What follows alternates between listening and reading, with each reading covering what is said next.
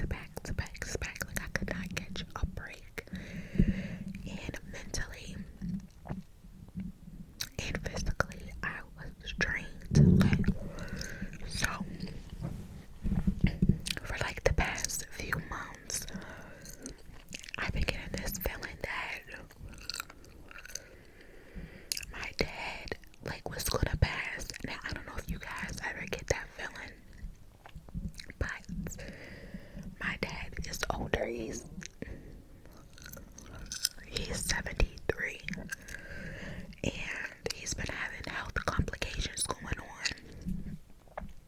So, like, for months, I've just been getting this feeling like that his time is close by, and the feeling's just been strong, like strong. And I felt the need to have a conversation with my boss. I don't know what compelled me to have this conversation, because it's not like these thoughts have been affecting my work. I don't know. I think I just felt like at that moment I needed somebody to talk to. So I let my boss know. I was like, I'm just having these feelings that my dad is gonna pass. So she just was like, she's gonna pray for him, and just to remain positive. So I was like, okay. So like a week after I had this conversation with her, I'm working from home, and I get a call from my oldest sister that she was like, Dad is, I thought, well, he just had okay, so wait. So I knew that my dad had an appointment for an MRI that day that my mom took him to. So, I knew that he was there. So my sister calls, and it's about like 3 o'clock, and she's like,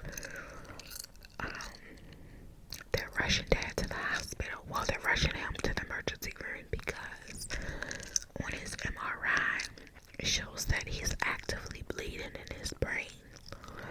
And the doctor said that he's in a state of an emergency. So again, because I've already been having these feelings for a couple of months that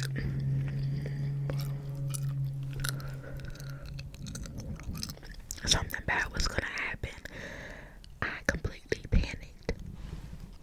Like I was shaking, and I called my boss on the phone, and I'm like crying like crazy. I couldn't even get out what I was trying to say. I just was like, I gotta go. And like my boss was trying to get out, like, are you okay? She's trying to, but she's so puzzled, so she's starting to stutter. I was a mess. Like, I was a mess. So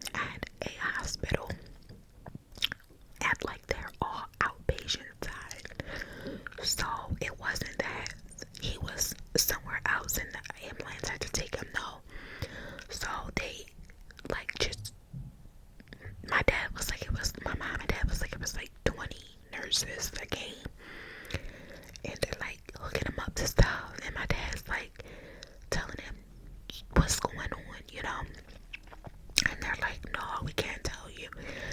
And so it made my dad scared. So he's like, no, y'all gonna have to tell me something. Like, you guys are hooking me up to all sorts of stuff. It's 20 of y'all. Like, what's going on? So that's when they told him a little bit, and he was already on the phone with my oldest sister. So that's how she knew. My mom was in the cafeteria wing of the hospital. So they immediately rushed him to the emergency side. Thank God that my dad has many strokes, so a lot of the times he doesn't even know that he's having them. The only way that he know is if, like, he gets a really bad headache, and then he is still like, he doesn't know, but he kind of can tell.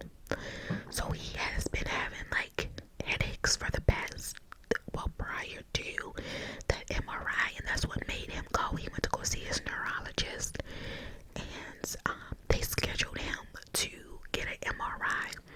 So that's why he was initially getting that done. So it wasn't that he had an active bleed. The doctor, I loved that doctor because he explained what was going on, which I appreciated. Me and my family really appreciated it. So he really like broke everything down to the veins, to the what each vein is responsible for. Like, he was good. So thank God that,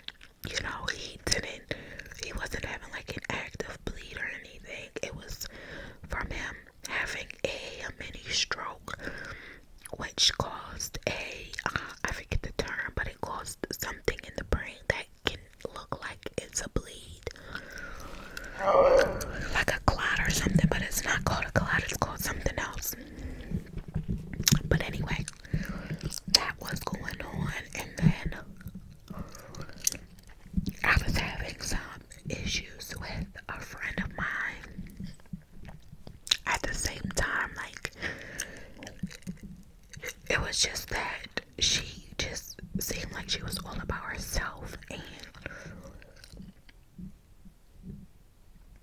she just is all about herself, and I get that everybody has their own life, their own family, things going on, but certain things I'm not gonna give you a pass about. So if we're making plans to do things, whether it's just us ladies or with our kids together, and we make these plans and you tell me that you're gonna follow up with me to let me know whether it's a yay, nay, whatever, I'm expecting that.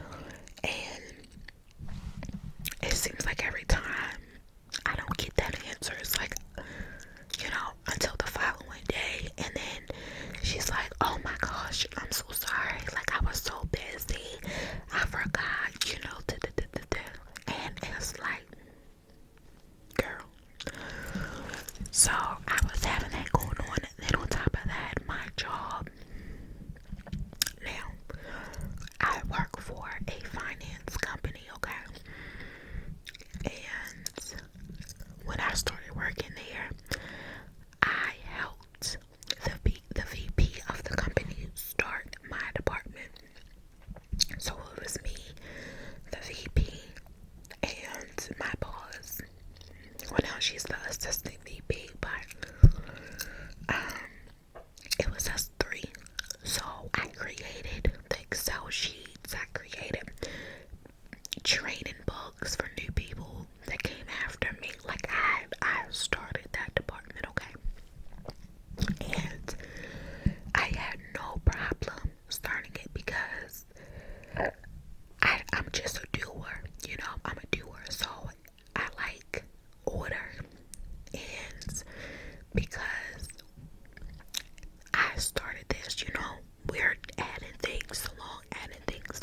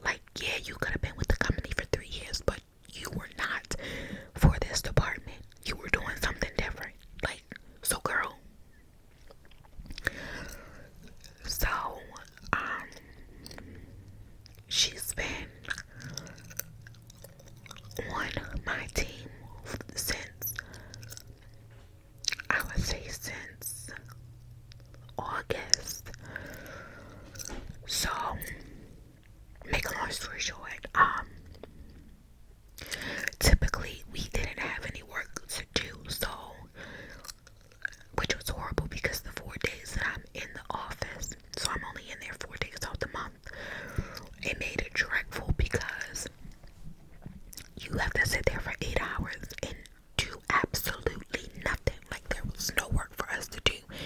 Now, some people might say, oh, that's sweet. No, that's not sweet, because I sit right outside of the VP's office, okay? So it's not like I can be on my phone talking. You know, of course I can watch like a movie with my headphones or whatever, but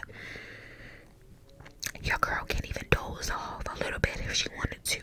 It makes the day extremely slow, and it makes me extremely tired.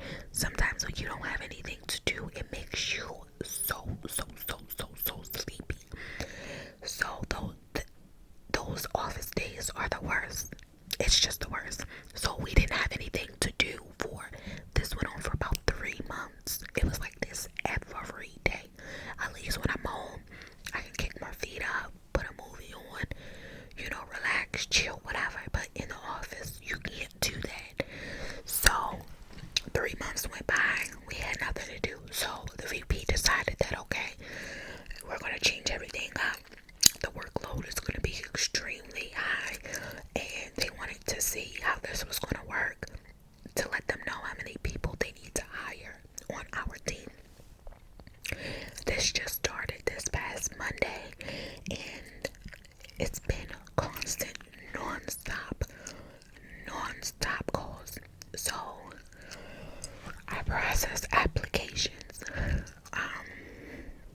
I'm not going to tell you what it's for, like what applications I process, because that's too much of my job, and you know, you don't need to know all of that. But I process applications, and literally, like,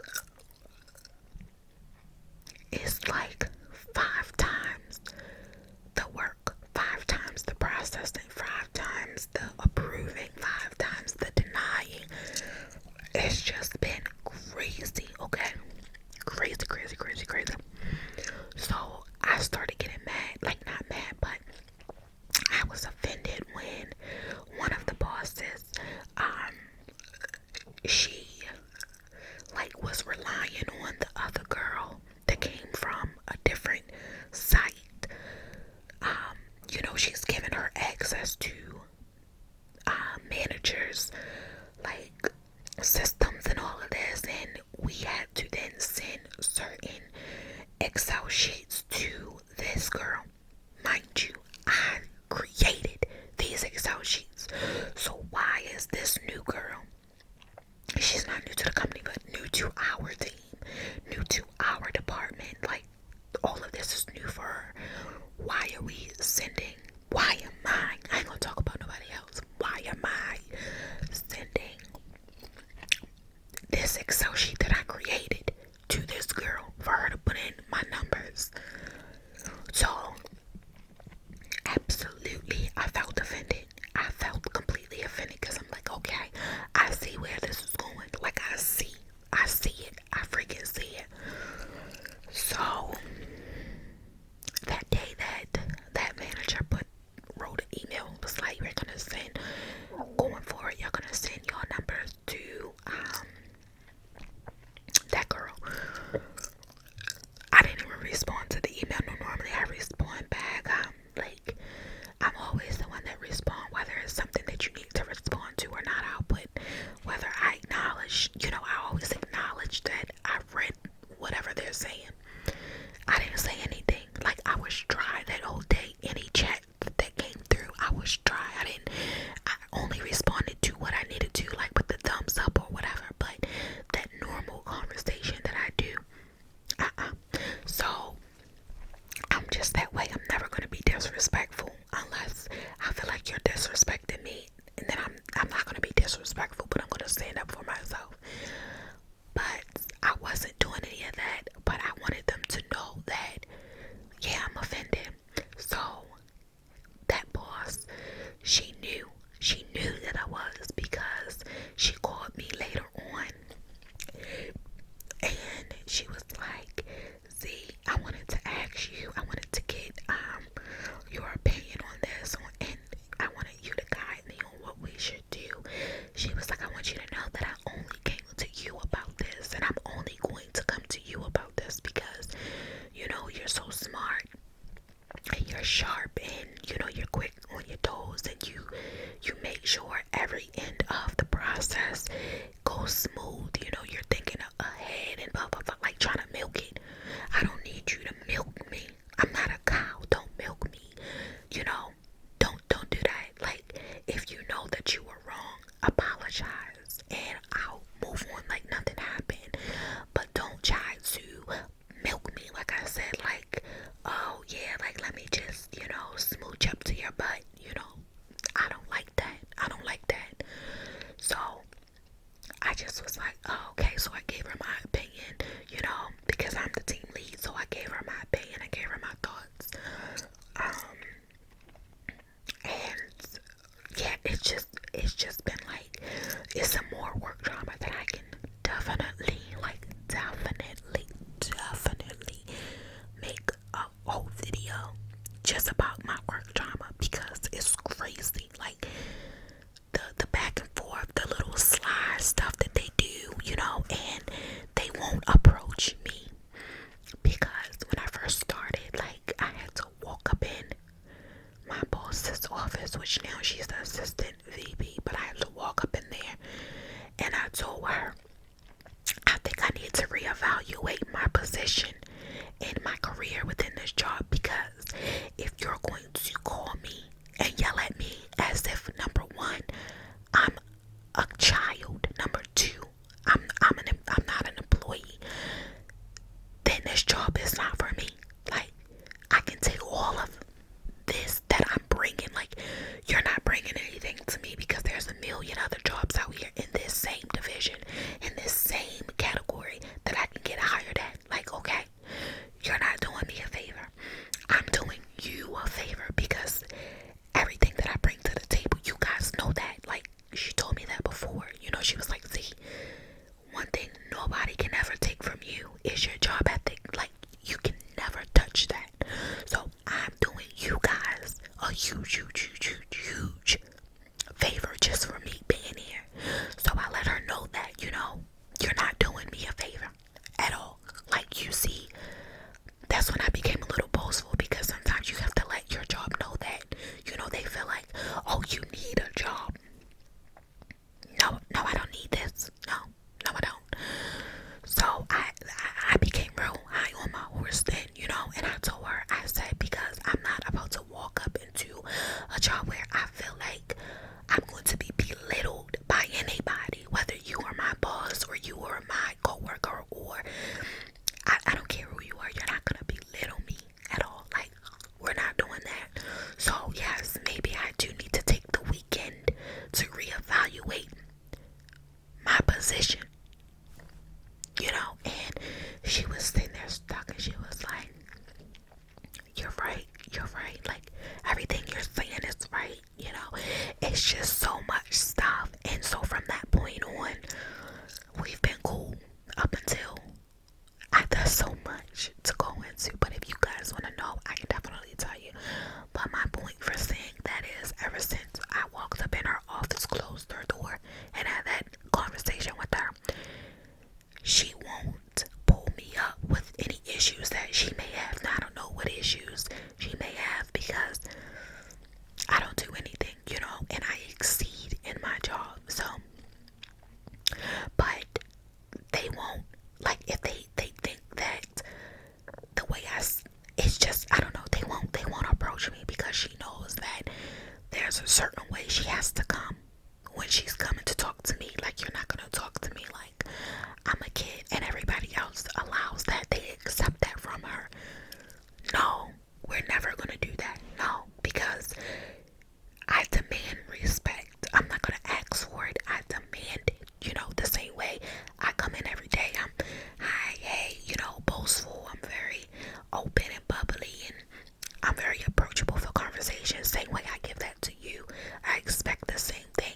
Even if you don't want to talk to me, you're not gonna disrespect me. That's what you're not gonna do. And it's been like little slide things that they've been doing, not the VP, because he's like, man, like this, like, you know, he's young too. He's only in his 40s, and he's not the average VP that you would think, like, all stuck up and just, no, he is the, like, his birthday is the day before mine, so we're both Libras. We get each other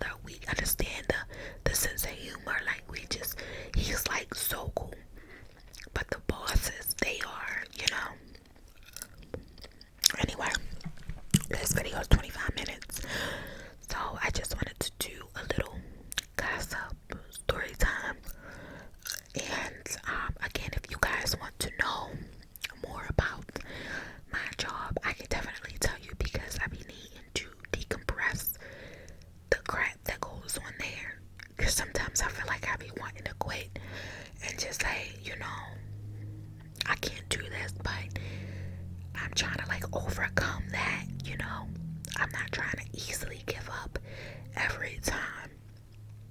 When it comes to disrespect, I'm trying to learn to take some